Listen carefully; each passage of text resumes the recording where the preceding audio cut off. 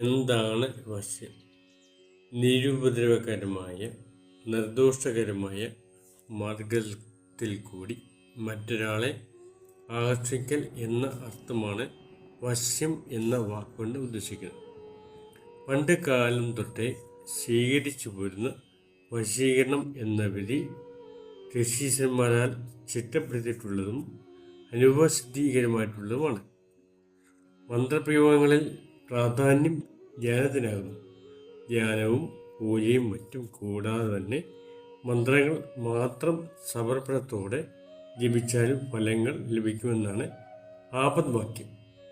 മനുഷ്യശക്തിക്ക് അതീതമായിട്ട് വന്നു ചേരുന്ന ചില അനുഭവങ്ങളെ കുറിച്ച് ദൈവകത്തെ അങ്ങനെ വന്നു ചേർന്നു എന്ന് പറഞ്ഞു വരുന്നു. ആ സിദ്ധാന്തത്തെ മുറുകെ പിടിച്ച് സമർപ്പണത്തോടെ പ്രാർത്ഥിക്കുകയും മന്ത്രങ്ങൾ ഉരുവിടുകയും ചെയ്താൽ നിങ്ങളുടെ അഭിഷ്ടങ്ങൾ എന്തുമായിക്കൊള്ളട്ടെ അവ ദൈവാധീനത്താൽ അജീരേണ സാധ്യമാക്കേണ്ടതാണ്. വശ്യഗണപതി മന്ത്രങ്ങൾ. മന്ത്രതന്ത്ര ഹോമ പൂജാദികളുടെ എല്ലാം ആദ്യ പൂജാർഹനാണ് ഭഗവാൻ ശ്രീ ഗണേശൻ. വിവാഹ ചടങ്ങിൽ നെയ് വിളക്കിന് മുന്നിലെ സുവർണ പീഠത്തിൽ ഉപവിഷ്ടനായി തടസ്സങ്ങൾ അകറ്റി അനുഗ്രഹം ചെയ്യുന്ന ആളാണ് ശ്രീ വിഘ്നേശ്വരൻ. തന്നെ അവഗണിച്ച വള്ളീദേവിയെ വശീകരിക്കുന്നതിന് അനുജൻ സുബ്രഹ്മണ്യൻ ജ്യേഷ്ഠനായ ഗണപതിയെ വിളിച്ചപ്പോൾ മത്ത ഗജമായി പാഞ്ഞു ചെന്ന് വള്ളിയെ മുരുകനോട് ചേർത്ത് വെച്ച കരുണാമയനാണ് ഭഗവാൻ വിനായകൻ. സ്നേഹിക്കുന്നവരെ ഒന്നിപ്പിക്കാനും അതിനെ തടസ്സമായി നിൽക്കുന്ന പ്രതിബന്ധങ്ങളെ അകറ്റുവാനും പിണങ്ങി നിൽക്കുന്നവരെ ഊന്നിയെടുക്കാനും ഗണേശ തിരുനാമമന്ത്രം ജപം കൊണ്ട് സാധ്യമാവുന്നതാണ്.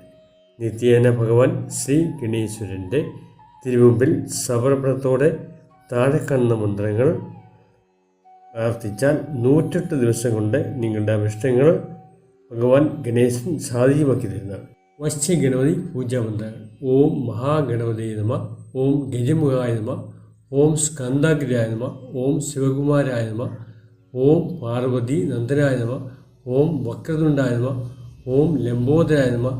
ഓം അഗസ്ത്യേഷ്ടായ നമഃ. ഓം നാരദാദി സേവിതായ നമഃ.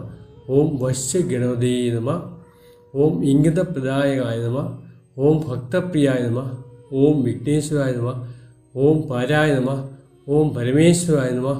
ഓം ആദിദേവായ നമഃ. ഓം ആദിപൂജനീയായ നമഃ. ഓം ഓംകാര സ്വരൂപായ നമഃ. ഓം ദുഷ്ടനിഗ്രഹ ശിഷ്ടരക്ഷകായ നമഃ. ഓം ഹേരാംബായ നമഃ. ഓം സർവമംഗളപ്രദായ നമഃ. ഈ വീഡിയോ ഇഷ്ടമായെങ്കിൽ ലൈക്ക് ചെയ്യുക. തുടർന്നും ജ്യോതിശാസ്ത്രത്തെക്കുറിച്ചും വാസ്തുശാസ്ത്രത്തെക്കുറിച്ചും നക്ഷത്രഫലങ്ങളെക്കുറിച്ചും ഹസ്തരേഖ ശാസ്ത്രത്തെക്കുറിച്ചും രത്നശാസ്ത്രത്തെക്കുറിച്ചും ലക്ഷണശാസ്ത്രത്തെക്കുറിച്ചും നിമിത്ത പ്രശ്നങ്ങളെക്കുറിച്ചും ആചാര അനുഷ്ഠാനങ്ങളെക്കുറിച്ചും പുരാണ കഥകളെക്കുറിച്ചും മാന്ത്രിക കർമ്മങ്ങളെക്കുറിച്ചും അറിയാനും മനസ്സിലാക്കാനും സബ്സ്ക്രൈബ് ചെയ്ത് ബെല്ലൈക്കൺ ക്ലിക്ക് ചെയ്യുക.